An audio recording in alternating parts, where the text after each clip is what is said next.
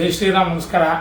ಈ ದಿವಸ SLV arts and creation ಕಡೆಯಿಂದ ಎಲ್ಲರೂ 2 ಹ್ಯಾಂಡ್ಸ್ ಮಾತ್ರ ನೋಡಿದ್ರಿ. ಈಗ ಚತುರ್ಭುಜ ಹ್ಯಾಂಡ್ಸ್ ಅಂತೇಳಿ ಇದನ್ನ ನಾರಾಯಣ ಬೇಕಾದ್ರೂ ಮಾಡ್ಕೊಬಹುದು, ಲಕ್ಷ್ಮಿ ಬೇಕಾದ್ರೂ ಮಾಡ್ಕೊಬಹುದು. ಇದಕ್ಕೆ ಯಾವ ರೀತಿ ಹ್ಯಾಂಡ್ಸ್ ಬರುತ್ತೆ ನಾನು ತೋರಿಸ್ತೀನಿ. ಇದು ಮಾಮೂಲಿ ನೀವು ನೋಡ್ದಂಗೆ ರಿಮೂವಲ್ ಎಲ್ಲ ಕೂಡ ಕೈ ತೆಗೆದು ಈ ತರ ಜೋಡಣೆ ಮಾಡಬಹುದು. ಕೈ ಕಾಲು ಪ್ರತಿಯೊಂದು ಕೂಡ ಜೋಡಣೆ ಮಾಡಬಹುದು. ಇದಕ್ಕೆ ಮಾಮೂಲಿ ಕೂತಿರ್ತಕ್ಕಂತಹ ಆಸನ. ಇದಕ್ಕೆ ನೋಡಿ ಈ ತರ ಬರುತ್ತೆ. ಚತುರ್ಭುಜ ಹ್ಯಾಂಡ್ಸ್ ಅಂತ ಹೇಳಿ ಇದನ್ನ ಕರಿತೀವಿ. ನೋಡಿ ಚತುರ್ಭುಜ 4 ಭುಜಗಳು. ನಾರಾಯಣ ಬೇಕಾದ್ರೆ ಮಾಡ್ಕೊಬಹುದು, ಲಕ್ಷ್ಮಿ. ಇದಕ್ಕೆ ಲೋಟಸ್ ಅನ್ನ ಇಟ್ಕೊಬಹುದು, ಇಲ್ಲಾಂದ್ರೆ ಈ ತರ ಶಂಕು ಚಕ್ರನ ಇಡಬಹುದು.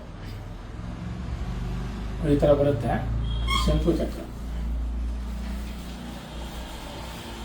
ಈ ತರ ಶಂಕು ಚಕ್ರ ಇಡಬಹುದು. ಈ ತರ ಶಂಕು ಚಕ್ರ ಇಟ್ಟರೆ ನಾರಾಯಣ ಆಗುತ್ತೆ. ನೋಡಿ ಈ ತರ ಬರುತ್ತೆ ಶಂಕು ಚಕ್ರ. ಚತುರ್ಭುಜ ಹ್ಯಾಂಡ್ಸ್ ಇದು.